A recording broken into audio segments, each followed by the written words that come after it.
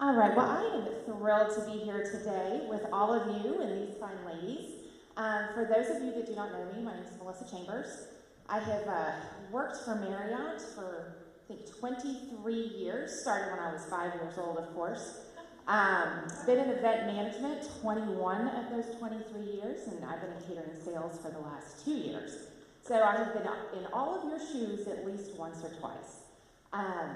And I am here to talk with these great ladies today. Let me give you a little introduction on each of them.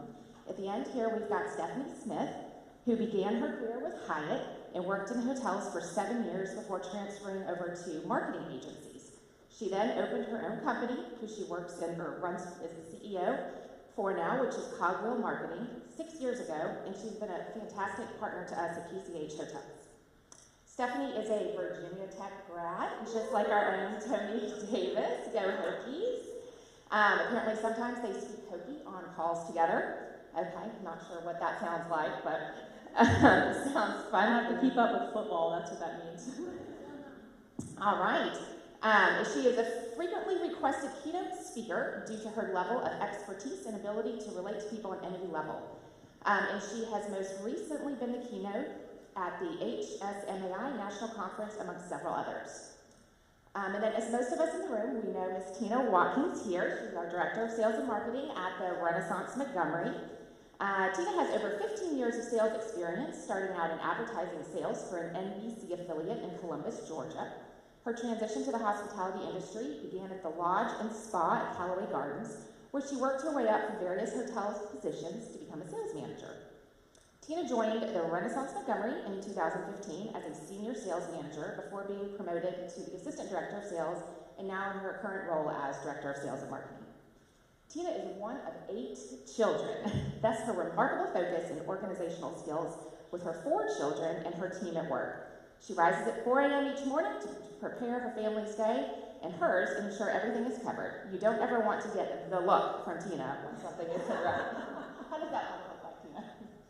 Oh. All right, and then last but not least, we have Miss Lori Ward here. Lori spent 18 years in the pharmaceutical industry before opening her own business 5 years ago down in Fairhope called the Fairhope Juice Company. She donates much of her free time to several different area causes that better the lives of others. She is a devout yogi and dog lover, having recently taken in a stray for it to call home and to be loved. She drives a jacked up, bright yellow, oversized SUV with Fairhope Juice advertised on each side. So can't wait to hear more about your story, Lori, about 18 years in corporate America, and then over to owning your own small business in a small company. So with that, we will start with you, Lori. All right, so who inspired you to be a leader and why? I would say that not necessarily one person overall. This is about women, empowering women, and I've had amazing mentors throughout my different chapters, different careers, but multiple women. You know, initially in college I was studying dietetics and exercise phys, and I am still to this day really good friends with a mentor that was my dietetics professor, as well as in the athletic department where I had a scholarship, the assistant athletic director. You know, 30 years later, there's still people that I go to talk about leadership, and especially now that I'm versus being in sick care, which was pharmaceutical care, I'm in health care, so I often, reference back to things with my dietetic friend. Later in the pharmaceutical industry, having that many years in there, you have multiple managers, regional directors, sales directors, and there were just several inspiring women that I watched develop from sales roles to training roles to management roles that just took me under their wing, had brought me along, trained me, people that would go to. So just constantly looking for those people to surround yourself with, that I've been really, really fortunate to have that. And to this day, now that I'm just in a small business, I do organic cold pressed juices. The town of Fairhope, there are so many inspiring entrepreneurs that are women, there are a ton of them in Baldwin County, that we inspire and mentor each other. If we banter off of each other's strengths and support each other in all sorts of ways. So there couldn't be just one I could point out that brought me into leadership. I just think, you know, you get these forks in the road where people give you an opportunity, and it might be scary, but jump in with those people and learn what you can from them. All right, and how about you, Tina? Was finding a mentor part of your leadership journey? Yes, finding a mentor is definitely a part of my leadership journey.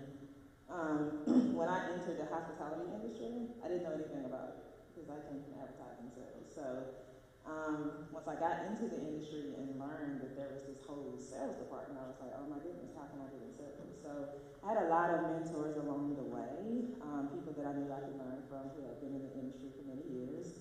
Probably the best mentor, obviously, of all time was you know, actually the person who I replaced, who retired, was Barry Bryce.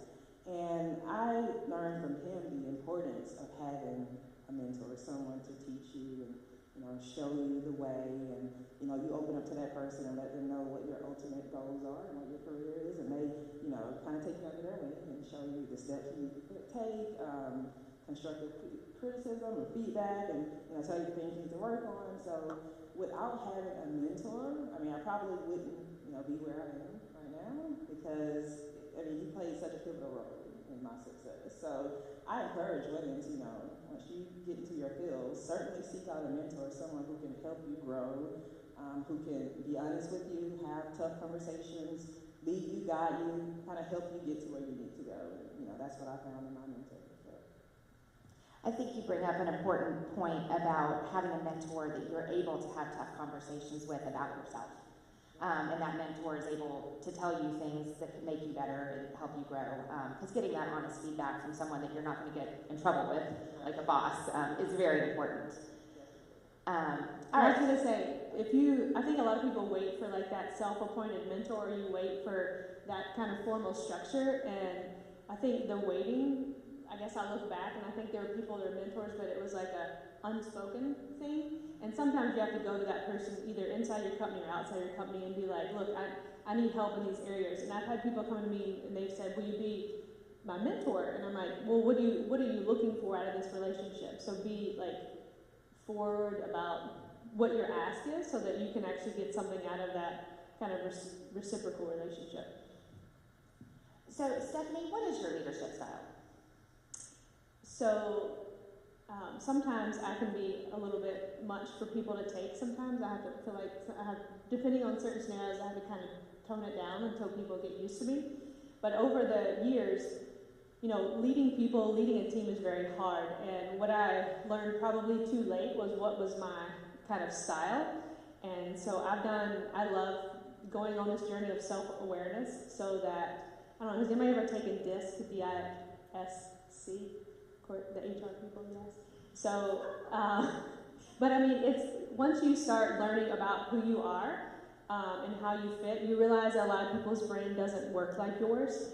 And going through DISC, I realized that I'm a high D. That means I don't have a lot of the other characteristics. And once you learn how I come across, intimidating, no emotions, those type things that I've been berated for a lot in my career, I've come over the years to really lean into them as my strengths and then find other people that kind of fit the other categories to support me in a team environment. So self-awareness being one of the first things that I think to be a good leader, whether you're leading a team, and I know a lot of you work at events, you're managing clients, right? It's a similar scenario. So to be able to manage those clients, you have to understand your style and then be able to understand their style and how those two interact. And I think to that point, I also went through DISC, and I was a high I. I was a salesperson. I was in the pharmaceutical industry. I'm a people person. I'm a people pleaser to the nth degree. And as I evolved as a leader, I had management say, wow, your D is coming out, you know? So I did learn, and I kind of was a little proud of that, because, you know, I don't always be fluffy and happy and, you know, bring that in. I want to be direct, and I want to be a leader, and it can develop. So that's a really great program. If not everybody's gone through DISC, or you can find online, it's a good one, and the self-awareness comes, but it can change a little bit as you grow as a leader or as you go through training programs and just develop over time. So Lori, you've spent the majority of your career to this point in the corporate world. And then one day you decided to make the leap, to open your own company, go out on your own. What motivated you to do that? Were you scared or Terrified. Terrified. It's nice to have That's that. a good word to describe entrepreneurship. Right? It's nice to have that salary, company car, and to pivot to a big SUV, Ford F-150 that's yellow with your name on it that everybody in Fairhope knows, including the cops. You got it. So my background was dietetics and exercise phys. The pharmaceutical really fit in the science background and my personality. So I just was guided to that next step, and it was wonderful. I was telling Kathy, I'm a training nerd. Like, I loved it for professional development. There was always consistent quarterly meetings with trainings and opportunities to, move up the corporate chain, whether it would be in the training department, management, in home office. And so I loved it, but there was still that need to fulfill the passion I had for nutrition. So for those years, I was always the weird one at the meetings that would order juice or seek out the juice bar when I was in New Orleans. I would have, they'd be like, what is Lauren gonna eat if we go out to the Brazilian steakhouse? And don't worry, there's a salad bar, there's stuff, So it was always there, and so I really enjoyed what I was doing, the people, the physicians, helping patients, until it was that point where that passion needed to overtake, the next step. And so by the time you kind of got to do what you have to do until you can do what you get to do.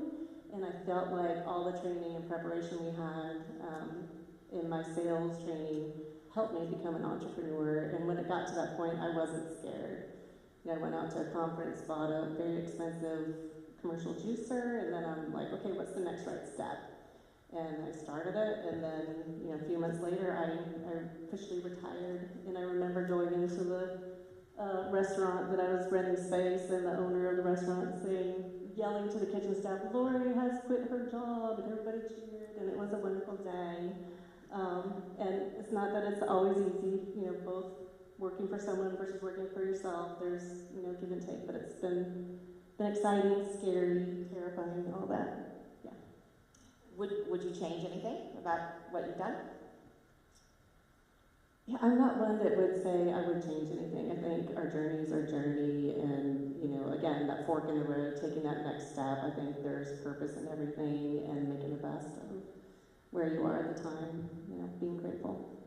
Well, it's very exciting. I'm so excited for you, and you definitely have the personality to, be able to do this on your own. And, Thank you. Still learning. Yeah, you're doing great. So Tina, there's no doubt that you have got some mad leadership skills. Being one of 8 in a family, having 4 children, having this high-profile corporate job.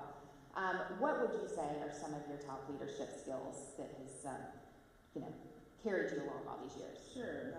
There's several, but the ones that stick out to me is having ambition. Like, I'm a very ambitious person. I always have been.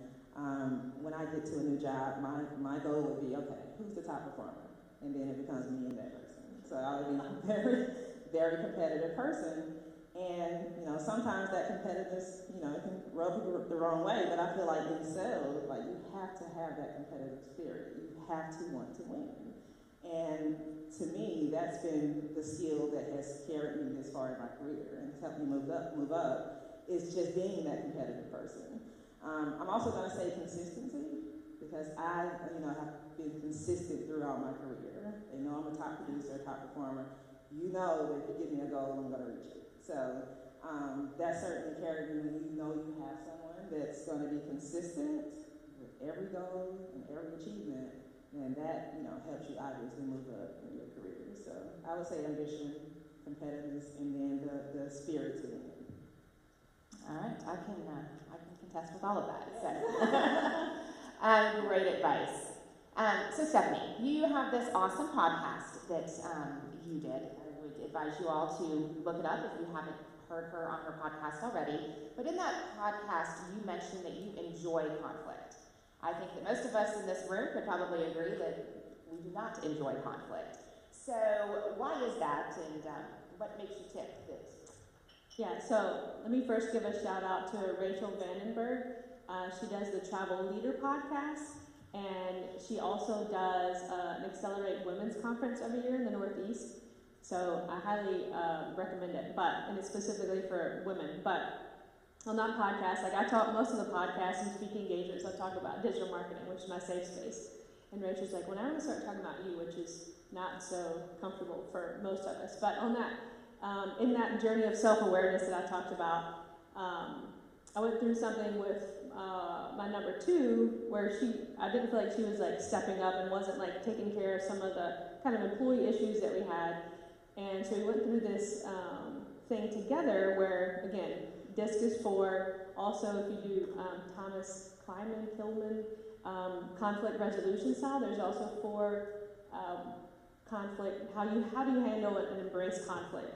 And what you learn through DISC is most people are not like you. So you basically, if there's 4 people sitting in a room, 3 of them are going to think differently than you do. And the same thing goes for conflict. So conflict, I handle conflict with confrontation. So I hit it head on, I get in front of it, I lay it all on the table. There's no ifs, ands, or buts about where you stand. We're going to get over this so that I can move on with my day. And then one of the other styles is avoidance, which drives me absolutely insane. And then there's the 2 in the middle, or like probably Lori, like the people pleasers like to find where both sides win or whatever. And for me, though, part of my D is I like a challenge. So for me, if I have a difficult owner that I have to deal with today, or I have a difficult GM, like it brings me joy to step in and try to like step up and resolve that issue. And when I approach other D personalities, it makes other people very uncomfortable because our D personalities almost come across as aggressive, and it's very, very awkward for a lot of people. But once you, again, understand how you handle it and how the other person wants to handle it, like if I know I'm dealing with someone that avoids conflict, I have to change my style to meet theirs so that they're comfortable in that conflict and I'm not, like, running them over with a truck, basically. So it's, again, back to that self-awareness and then understanding how the other people that you work with, I mean, if you know anybody that's been in events, you either get mad at your chef or you get mad at your banquet people, right? And once you understand how to resolve those conflicts, your life will be a lot easier. I can imagine 2 Ds coming at each other. That would be like 2 bulldogs in a... Yes, basically. So, Lori, what is the best leadership advice you have ever received? I would say more than advice, it would be by example. Bringing up the next person behind you, giving credit where credit's due. Has anybody ever had your idea be taken from you and then created, whether it's your husband even, then all of a sudden it's theirs and they believe it, all the way. I saw a lot of that in some leadership, and so from that, deciding when you're a leader, I'm not going to do that. For example, in the pharmaceutical industry, I had a wonderful opportunity that created a national project for me, but it was started by one of our sales reps that was just in the field. We don't have them here, but they were nurse practitioners that work in these clinics like CVS or Walgreens, and he discovered that our drug would work really well for them. And it became this huge national thing, but everywhere I went, every, manager, regional manager, corporate person, when I won an award for it, I always brought up this Mark Stinson from, Gastonia, North Carolina. He's the one that discovered this, brought this to his account manager, which was me, and so this had nothing to do really with me other than it created a huge opportunity for the nation. So always giving credit where credit's due, lifting up the next person, and having some humility, a lot of humility, actually. I think humility goes a long way. That's great advice. Humility makes you human, hence the word. So I'm sure all of us, or if we haven't, we will at some point in our career, have had bad leadership. I know I've learned a lot of things from bosses and leaders that were not so good, that I was able to take forward. Do you have any examples of bad leadership that you learned a lot from and, knew you were never going to make that mistake? Certainly. I had a muscle back here named after a manager, and once that manager left, it went away mysteriously. I think I was talking to Elena. Don't be an energy vampire. Don't be that negative person. When we're talking about women empowerment, we don't talk about each other. We lift each other up. We hold each other's confidences. I was kind of laughing. I was going out to the restroom before coming in here, and Bruce Larson, the artist who has some of his art out here, has this elephant out there, and elephants are known for the women, the female elephants supporting each other, protecting each other, lifting each other up, not abandoning each other, and I think it's so important to be uplifting as females and supporting and only talking positive. And I think how I worked through those couple years under that management was trying to focus on that person's strengths and not taking in the negative and not taking that personal. And this is not, I don't mean this in the Southern way, but bless her, change me, that they're doing the best they can with what they have, and it won't be forever, and we can all support and move on. They're not going to be there forever. So yeah. Now I realize we are not a room completely full of women here. There are a lot of, I'm sure, dads here in the audience. But Tina, tell us a little bit about, and something that a lot of us mothers struggle with, is balancing work and a family life at home. Yeah, it's a lot. I call it 2 full-time jobs, and one being the evening and night shift and waking up and having a full-day job. But it's, to me, when you love what you do, I love being a mom, and I love my job. So to me, it's just like, I'm doing 2 things that I love. Obviously, I have a very supportive husband who's, his schedule is a lot more flexible than mine. So I have to give him some credit with the balance that we have in the household because, again, I'm here, he's there, getting the kids off to school and all that good stuff. But to me, just being able to balance it has been easy just because, again, first the love for what I do, but also knowing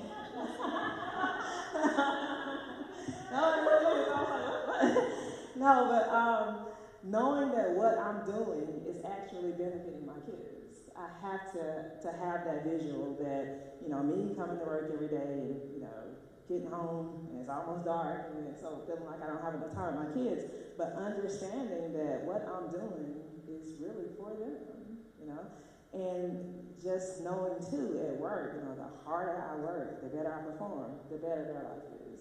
So to me, it's just knowing that, you're working hard and it's for the kids, it's for the family. So that kind of makes the balance a little bit easy. Also, again, just knowing that, motherhood is the reason I do all of this.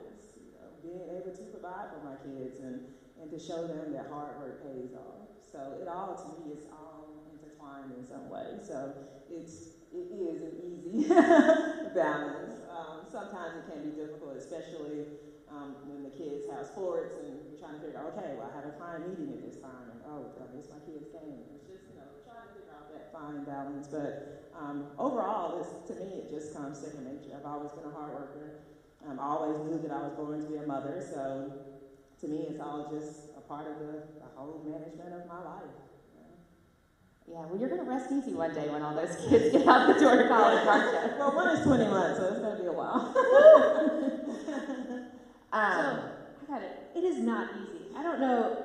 Easy is never a word that I would use to say, and I love to work. If I could, I'd work all day, every day. But you know what I do? And I have a super supportive husband too, but you know what I do? I create spreadsheets for him. And then I make him use calendar invites and make sure that he pays attention to his calendar. He probably gets so annoyed, but I'm like, I need you to take care of these things. So you do this, I'm gonna do this, and I wanna make sure it's clear, like I'm not using brain space for you. You're in charge of soccer, trash, grocery shopping. I do the cooking, but I'm like, here's your spreadsheet of the meals. like, I have to have everything organized, otherwise, like, my brain, I have to, because I forget things all the time, right? So I'm like, you're in charge of remembering this. You take up the brain space for this, I'll take for this, and the spreadsheets and calendar invites is what keeps it going. Yeah, that's funny because I'm a little bit at home, a little bit of a control freak, so I like to do everything. You know, like, and he'll say, "Well, I can do that." Well, no, you're not going to do it quite how I want it to be done. so for me, sometimes I do seem to take on too much, but again, it's just all a part of my personality and how I work. Who thinks Tina's a high D too? Coming from the I person over here. I used to call it the integrated life. Now, I did not have children, but I did take care of an elderly grandmother at one point and have parents with me now.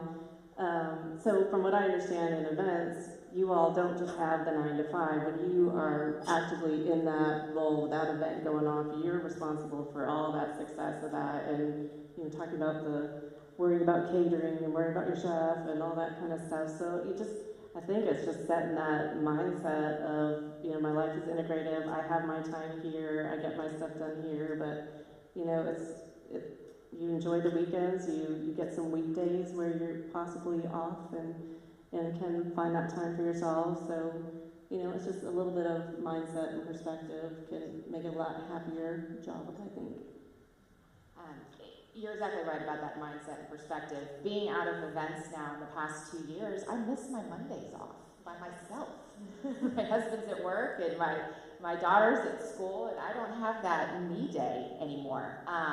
And then there was the Saturday where I got to be at work, and my husband had to take care of all the grocery shopping and everything else. So it's not all that schedule is not all negative, believe me. And Tina, for you and I at PCH, they do a great job of supporting us and giving us flexibility with our schedules. I mean, if we've got to leave to go to a function at school or a doctor's appointment for children, I mean, nobody ever says no, and we keep going. So, Stephanie, talk to us about how you cultivate a strong and supportive team culture. Sounds like you've got a great one at home, I know. So culture has to be intentional, even within your, internal departments at the hotel. Because, I feel like, the banquet team is kind of together in the kitchen, and when you talk about the event staff, you really have to be intentional about how you interact with other people. So for us, the way that I've had to try to transition from kind of a hub and spoke model where everybody looks to me for all the answers, and I've tried to change it where all of our learning and collaboration comes for other people. So I have to be intentional. Like a lot of people, I was becoming, things weren't getting done because people were waiting on me to make a response. So I've tried to have other people kind of be in charge of specific things. So instead, if they came to me and said, hey, I need an answer on this, I'm like, who knows this better than I do? Tina knows this a lot better. You should go and ask her. And then once you start creating that more collaborative approach within the team, and it can be just about anything, like, who does better, cancellation policies or BDO events or whatever the case may be, trying to create it so that you have a much more collaborative team environment and you're learning from each other. We even do what's called, we do once a month blue sky meetings where we just have an open and honest conversation about, hey, if money was no object and you could make this, company better, or you could, do something really cool, what would that look like? And just so it's really about generating those ideas and coming up with new and different stuff that you can do. You could do that for, clients or whatever, but it's just an open door to be able to have that conversation and, assuming that there's no resource constraints to be able to have that. So just opening the door to get people thinking like that, to get those creative juices flowing. And as a D, I look for my I people to say, how do we come up with that new and different things to surprise and delight our clients the same way you would surprise and delight your event guests. So Stephanie, think back to young, mid-20s Stephanie. I guess you were working at the Hyatt at that time. What is some advice you got as a younger person, whether it be positive or negative, that really helped shape who you are today? Yeah, so I'm from Southern Virginia, and once I went and started working at Hyatt, I went from working at 150-room exterior corridor motel in Southern Virginia to working at 1,122-room Hyatt Regency with 130,000 square feet of meeting space. So, and leaving Virginia for the first time. So, when you work at a hotel of that size and there's 70 managers, you feel like you have to, really, really find your place. And I spent most of my career in food and beverage operations. So I did stewarding, I did banquets, I did beverage, I did outlets. And then I also spent 2 years in catering sales. So the director of catering plucked me out of stewarding, where I was schlepping dishes every day, and said, we're going to put you in a sales role. And I said, what is happening right now? But I got a lot of feedback at the time that I was a bull in a china shop. I was too rough around the edges. I needed polishing. I got a lot of this feedback that made me think that I wasn't, but let's talk about my catering goals. Like, I smashed them. So, because very ambition, I wasn't going to fail. I look back on those times and I think that, one, I didn't have enough self-awareness to understand my place in that department. And I also felt like I couldn't actually be who I was and be myself. I feel like I have somebody on my team right now, and she's like, I'm sorry I talk too much. I'm sorry I'm loud. And it broke my heart. It literally made me want to cry, because I'm like, I need you to be at this company. I need you to be who you are and be yourself.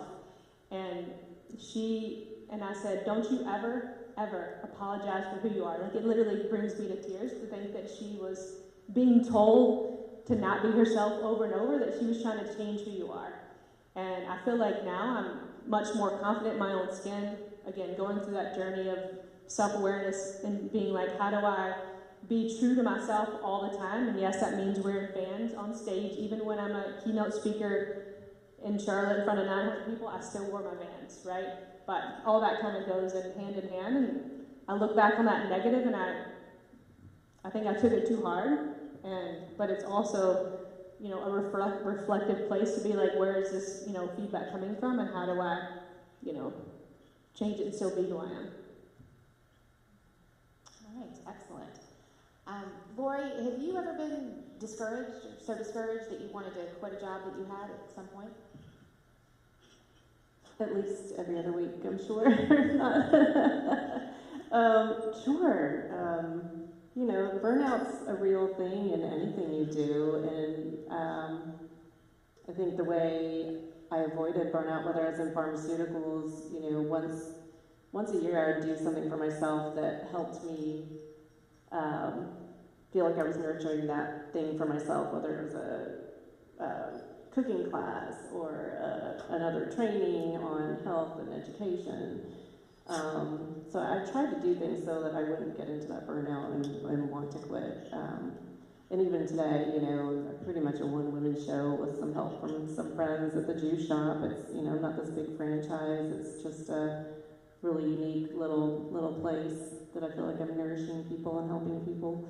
But there's days that, it's the fatigue of being there and not having the freedom to run around. For 30 years, I was in some kind of sales capacity where I was up and going and in and out and not in the same place for one moment. So sometimes there's that little fatigue, but then that person comes in and you have a great conversation about their health and you feel like you've been helpful, or someone shares something that impacted them from what you've done, and then, all that goes away.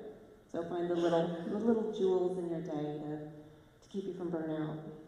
That is an excellent point, and I know that in event management, you all are able to see that weekly, if not daily, with all the different events. You're constantly turning them over.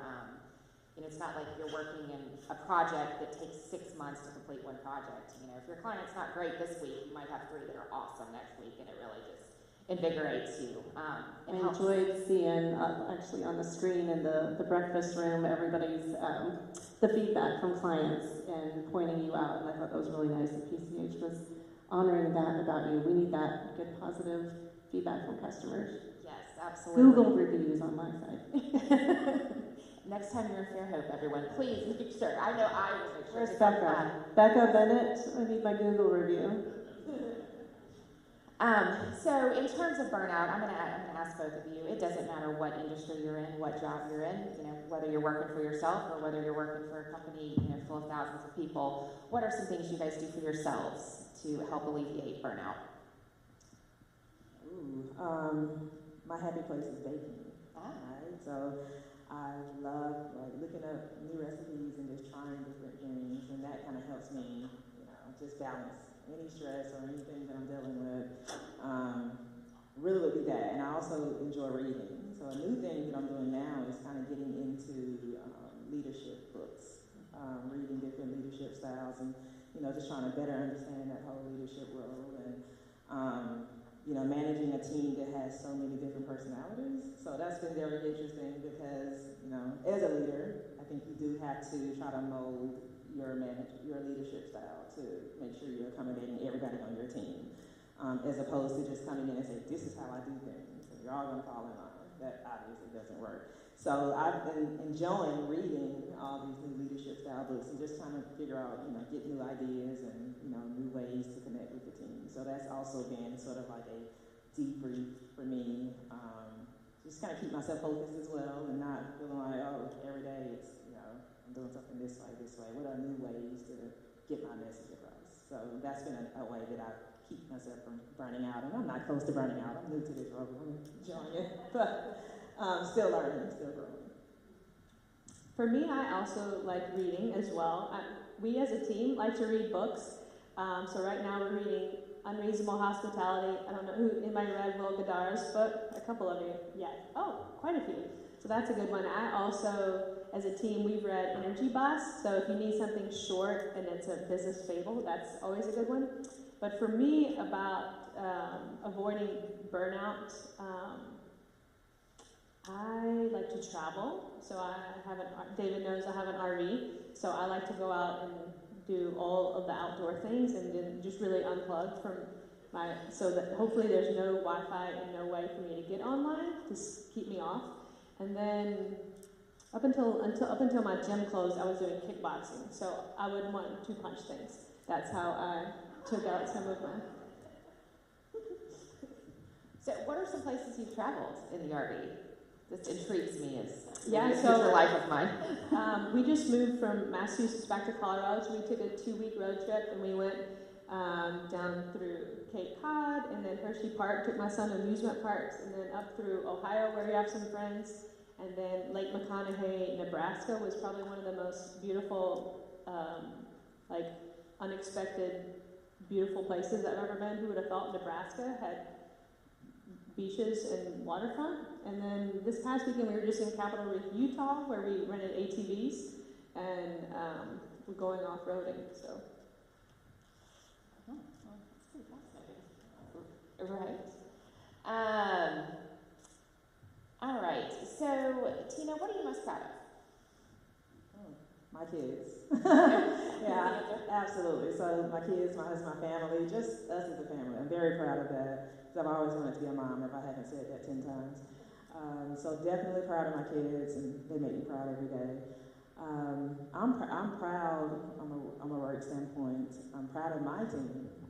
I think we are building something really, really special. I was talking to Krista about that earlier, about the team that we have in place. As we, look at 2025, I think we're positioning ourselves to have a really, really great year and a great team in place. So I'm proud of that. I'm proud of all of my accomplishments throughout the years, but most importantly, at this moment, I'm very proud of the team that I'm building, the culture that we're building, just the expectations, all of the new plans and processes that we have in place. I'm just really proud of what we've accomplished as it relates to moving the needle, even if it's baby steps day by day. I'm just really proud of the team that I have. And you made a point earlier saying you have to have, you direct people to, people who are experts in certain areas. So I come from, sales. And right now in my role, I'm also over, events, right?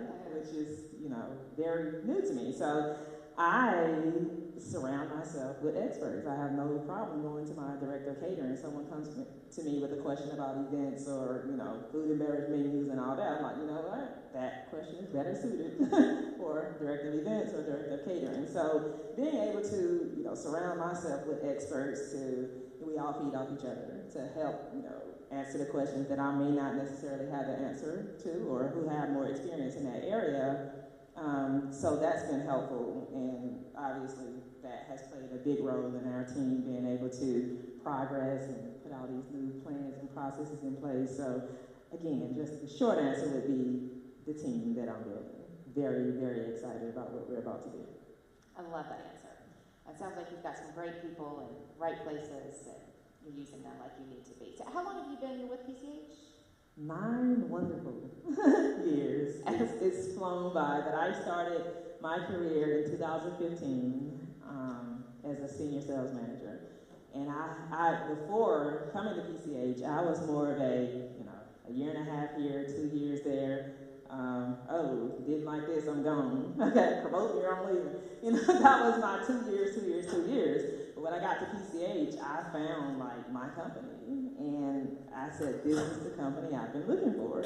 The support, the understanding, just the investment in people and allowing you to, achieve your dreams, basically. So I've been here 9 years, which was unheard of in my career path, because I was always 1.5 years, 2 years here, there, and move on. But I've been here 9 years with no end in sight because I absolutely love PCH. I feel you with that comment wholeheartedly. Deserves applause, everybody. She's gonna retire there. So Stephanie, what are you most proud of? I knew you were going to ask me this, and I've been toying with what response. And I have a son too, but he's not what I'm most proud of. And I think that's okay. I know that's a harsh thing to say out loud, but I'm a mother, but I don't feel like motherhood defines me. So I guess that, and I think we need to normalize saying that out loud. But for me, I think the public speaking when you own your own company, you have to be the face of the company. And obviously I believe in the marketing piece, but you think about the negative feedback. And I remember I was in college, and this is when I worked one summer at Virginia Tech. There was a European group that came over. And this lady told me that my southern accent made me sound unintelligent. And I was like, wow, I felt like no matter, she was like, it doesn't matter what you say, but how you say it makes you sound less intelligent. And that sat with me for years. And then when I started doing more public speaking, it's always in the back of my head. Even when I do podcasts, I won't go back and listen to myself because I don't like listening to my own voice. I don't know if anybody else has that weird, you don't like to hear, I see nodding heads, right? So, but getting over that fear, I've worked with a lot of coaches that help with the confidence or even the messaging. I have no shortage of confidence, but it's more about how do you interact with the audience and get your point across in the most succinct way. So just, continuing to, get over that fear and then just get on the stage and still doing it. All right, and Lori, how about you? What are you most proud of? I would say, so they say in small business, if you make it 5 years, that you have a pretty good chance of success. So I'm past the 5-year date as of June, through a pandemic and a couple hurricanes that were pretty hefty down there.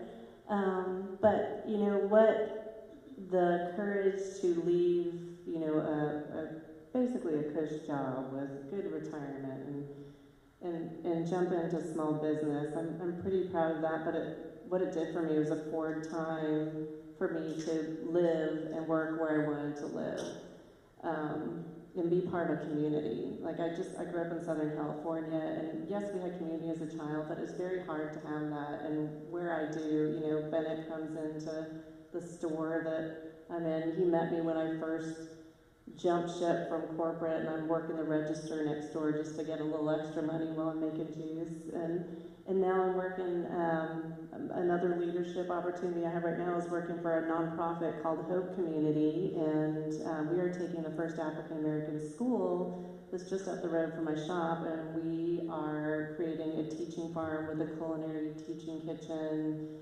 We're in a hospitality land there with the Grand Hotel down the road, so we feel like we can give a lot of opportunities to people there that may not necessarily follow a collegiate path, but want to do some training. And so I'm really, really proud of this project that's only been a couple of years strong. But so for that, I'm glad in this chapter of my life at 53 that I'm doing what I love, and it's contributing to the betterment of my community. And, I'm pretty proud that I can be here. So thanks. Wow, that's all very admirable. You should be very proud of that. What advice would you give to your 25-year-old self? Keep going. No. I think I definitely dove straight into career. Maybe just, lighten up a little bit, have a little fun, do the adventures, and that doesn't mean not choose the career, but, make sure that you have that self-awareness enough to take those trips, say the yes. Actually when David asked me to come up here, and here I'm a small business owner, like I said, one-person show, I'm like, how can I not be at the shop that day? People are gonna miss me. But this is such a great opportunity to just meet with you all, and you giving me that little taste of corporate life again. These guys know me with a ball cap and tennis shoes and hiding under here. When I saw Becca at the elevator, she's like, wow, your hair looks good, because she doesn't see my hair.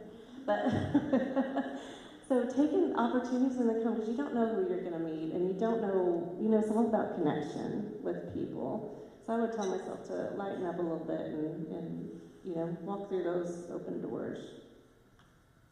All right, and Stephanie, what advice would you give to any of the young leaders in the room here?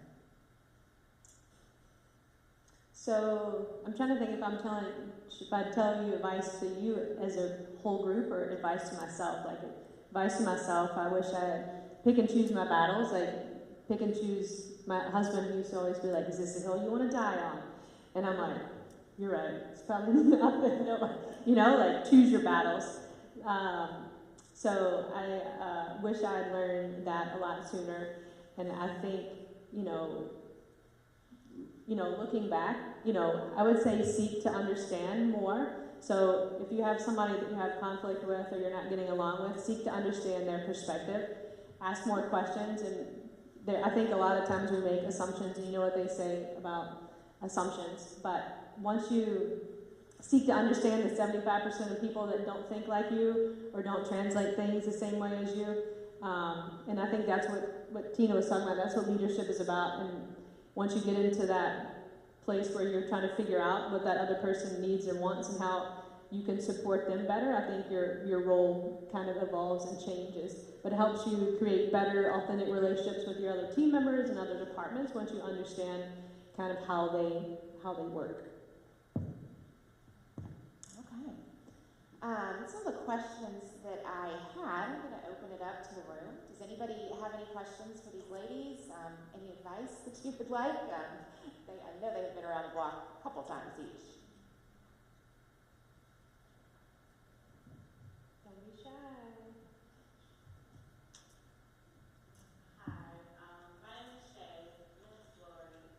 You mentioned making a point to cultivate the space with women and create positive environments.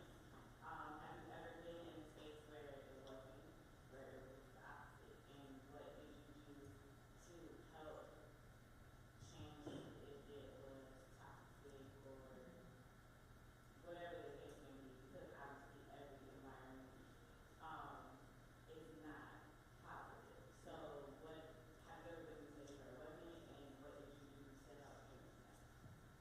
Oh, I know I've been in that situation several times, and I think it's a matter of just setting, I hate, that trigger word, boundaries. However, just being very direct with people and just expressing that hearing this conversation or the negativity really affects how I feel here, you know, in my space, and I need to be at the top of my game. Like, how can we work through this situation or conversation? I'm not, I guess without specifics, I don't really know, but I am known to be a little more direct now with people if there's something going on, and I'll just check in, be like, hey, is it something I did, or are you just having a bad day?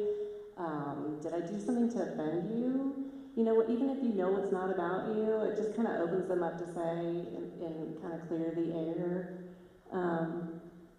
You know, if you have management that you feel comfortable, it's always good to get a mediator there without, you know, pointing fingers. Just say there's something going on that's not quite making this a pleasant place to function and to be at the best of my ability. And you know, your human resources person, when you're in a culture like that, is always someone that they have to keep that confidential and can help you kind of work through that kind of stuff. Or a manager that you trust. I don't know if that was helpful, but I know that I've had to, you know, my company in pharmaceuticals was a pretty small private one for a while, and you got to know your HR person, you know, as a friend at meetings, and you could have those conversations really safely without any negative repercussions, because it's worth working out. Usually it's not about you when there's some negative group scenario going on, and you just got to put that cog in a wheel, stop that wheel, and say, hey, let's be positive, let's support, you know, lift each other up. I want to be about lifting you up. How can I help you? I was going to say, I've been in that scenario, right, where you just, like, you dread going to work every day, and sometimes I can think, sometimes it was kind of a team culture thing, or sometimes it was a specific boss. And the one I'm thinking about was actually a female. We talk about like lifting up females. The two bosses I disliked the most were actually females, and I always thought they were harder on me than they were on everyone else, and that was probably complete optics, and it probably wasn't true, but that's how I felt at the time, right? And I think being able to communicate how people make you feel is always important. So if somebody said something, like I wish I had the clearness of mind to be able to say, hey, like, when you say something like X, Y, Z, this is how it makes me feel, which is a hard thing for me to be able to do, but once people can communicate that, I think it changes the conversation a little bit, and if some people still continue to do that after you've told them how it makes you feel, then that's when you approach it in a different way. But I think being able to communicate that is foundationally something you have to be able to, work through. Well, to feed off of that, is that how you go about it with people who get defensive quickly? We have to understand, I think, why they're being defensive and what they're afraid of, first and foremost. So a lot of people are extremely defensive because they are afraid of something. So they're either afraid of their job, they're afraid of, if they're a people pleaser, they're afraid of being disliked. So once you understand kind of what why they have that defensive mechanism, because we all do it, whether intentionally or unintentionally, we all have that kind of guard and that safe space that we're trying to protect. So understanding people's motivators and whatnot, once you understand that, I think then you can address the defensive kind of shield that some people may put up in certain scenarios. And I think you said it's not about you or that person, but if you keep telling them the same thing and they keep getting defensive in the same way, I always say that it might be your delivery that's causing that reaction. And so try to figure out a different way to deliver that message to see if it hits different. All of you pretty much talked about the importance of having a mentor in your all's path.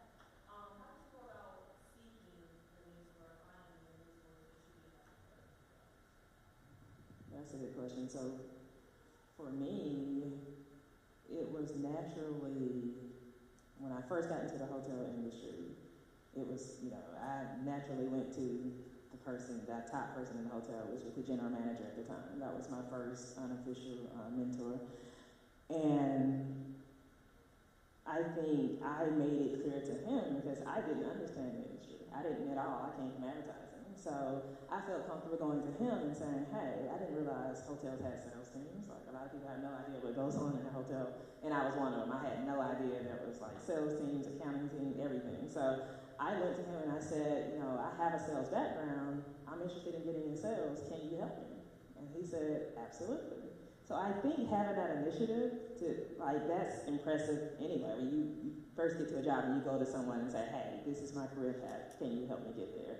And I think they appreciate that, and then it shows that you have, you know, ambition and that you have a desire to move up. So for me, it was seeking out that person and just saying, you know, who is the person that you admire?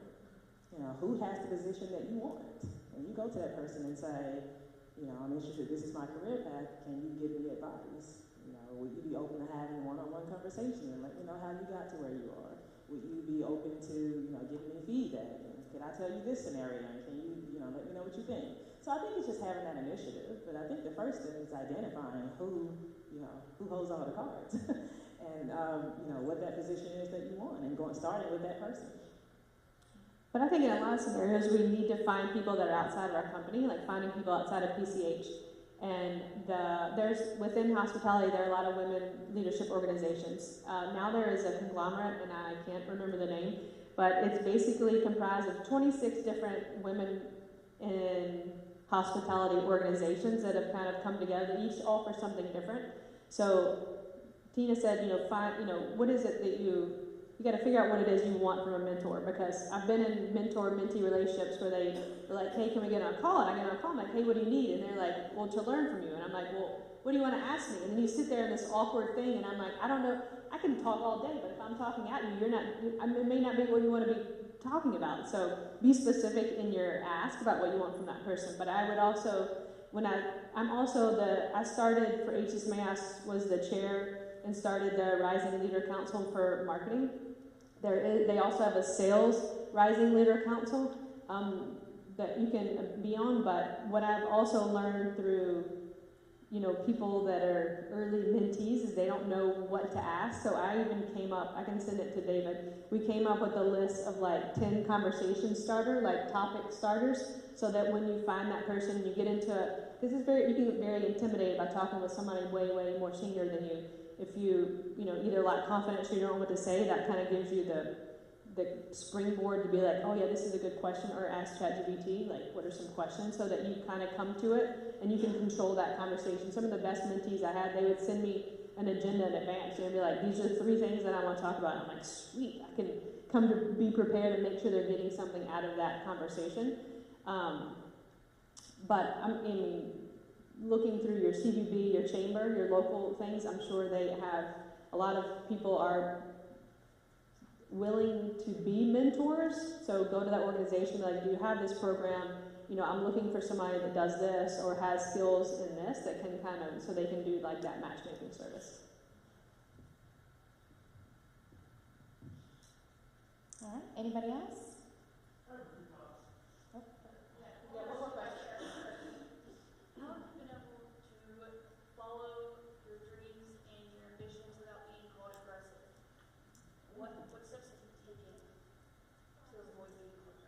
Is that me?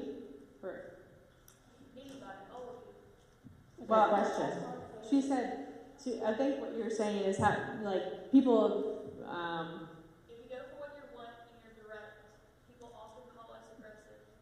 How have you been able to avoid that? So this makes me madder than a hornet, because I feel like I've been chastised for typical male-dominated characteristics throughout most of my career, and being aggressive and ambitious for some reason is a negative in me, but a positive in this guy right here. So, I think that I think the word aggressive has a negative connotation, but I think if you find different adjectives that are used to be, Assertive is a better way. self-aware. Yes. Go get her. Go get it, right? Go-getter. That's right. Somebody else feel free to answer that, but Yeah, I think it's a good thing. I mean, you're just dead on that we do have that perception of being more aggressive if we are more direct and come off more powerful, or, you know, my way or the highway, whereas on the male side, it's often like, wow, they're a good leader. I think that's shifting. I think that's shifting, and I think it's in a way that as we are in this room, as a lot of women, we got to start with us. If we see a woman that's being assertive, you know, cheer her on. I think it's definitely in the words that you use. You don't want to be offensive or negative or demeaning to anyone else within that. And I assume we probably aren't. Just, you know, just say, you know, listen, this is where I want to be. This is an idea that I have that I think is going to be really successful. I think you can be strong, firm in your conversation and your body language and everything else without, you know, feeling that you're a bull in a china shop. You know, accept that part of yourself and be proud of it. I think you should accept it too. You cannot be in this industry and you cannot be an event manager unless you're assertive. You're speaking for the customer to every single department in your hotel, and you need them to, every department, to do what they need to do to make your end result. So there's absolutely nothing wrong with that. You go, Roland. All right, ladies. Thank you, ladies. So a little history here.